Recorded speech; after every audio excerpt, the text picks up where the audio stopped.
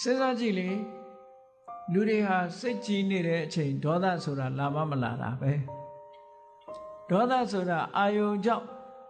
မိမိရဲ့နှလုံးသွင်းမှုမှားယွင်းမှုကြောင့်အခိုက်အတန့်ပေါ်လာတဲ့သဘောတရားပဲအဲ့ဒါကိုတန့်စင်အောင်ဆေးကြောပြစ်ရမှာပေါ့ဆေးကြောပြစ်လိုက်တဲ့အခါကျတော့ဒေါသမရှိတဲ့စိတ်ဟာကြည်လင်တဲ့စိတ်ဖြူစင်တဲ့စိတ်ပြန်ဖြစ်လာပြန်ထို့တူပဲလောဘဆိုတာအမြဲဖြစ်နေတာမဟုတ်ဘူးအာယုန်နဲ့တွေ့လို့လိုချင်မှုတွေတတ်မဲ့မှုတွေလွှမ်းမိုးလာတဲ့စိတ်ကလေးကိုလည်းပဲအဲ့ဒီလိုချင်မှုတတ်မဲ့မှု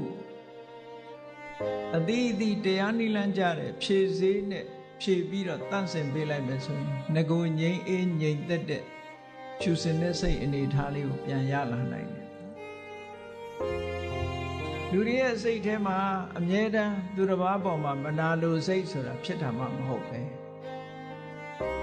ကိုယ်သာရကျင်တယ်ဆိုတာလည်းပဲဖြစ်တာမှမဟုတ်ပဲ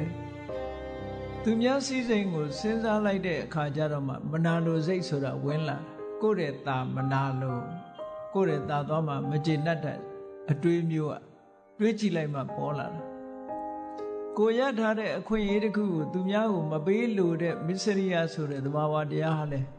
မတွေးပဲနေတဲ့အခါပေါ်တာမှမဟုတ်ပဲတွေးလိုက်တဲ့အခါပေါ်လာတာအဲ့တော့အကြောင်းရှိမှဝင်လာတဲ့ဒီသဘာဝတရားတွေစိတ်ရဲ့အညစ်အကြေးတွေကိုမှန်ကန်တဲ့အတွေးတစ်ခုနဲ့တန့်စင်ဆေးကြောလိုက်မယ်ဆိုရင်ဖြူစင်တယ်တဲ့အဲ့ဒါကြောင့်မို့လို့မြတ်စွာဘုရားကစိတ်ကလေးကိုပင်ကိုအနေထားတိုင်းဖြစ်အောင်အညစ်အကြေးတွေကဆေးကြောတန့်စင်ပေးရမယ်ဆိုတဲ့